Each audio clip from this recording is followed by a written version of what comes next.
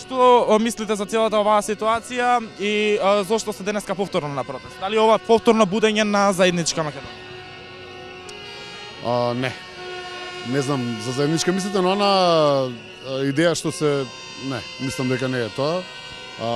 Ова е само револт за начинот на кој што се спроведува најнискиот реваншизам што сме го виделе во историјата на Македонија за 27 години. Се уништуваат кариери и животи на познати личности. Точно тоа е тактиката како треба да се уништи едно општество.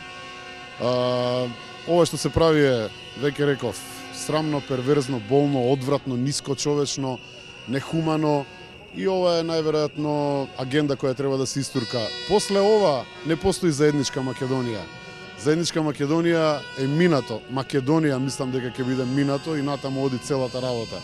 Кој е вашето мислење за настаните од 27 април во Собранието на Република Македонија? Не е прв пат народот да влезе во собрание, вие сте најверојатно премногу млад за да се сеќавате на неколкуте влагања во собрание претходно и секогаш кога народот мислел дека му е загрозена уставотворноста, државноста, целината на државата, јазикот, идентитетот, било што друго, тогаш влегувал не само во собрание, влегувал секаде. Оти револуциите немаат забранети и незабранети места каде треба да влагаат. А тоа што се случи на 27 беше само реакција на народот за нелегално избран председател на собрание на Република Македонија.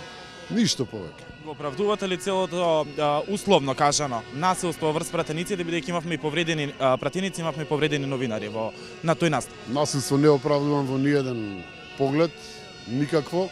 Тоа не го оправдував, не оправдував ниту кривични, ниту затварања, никогаш нема да оправдувам. Одземање на слободата за мене е најлошото нешто што може да му се случи на човекот, животот исто секако.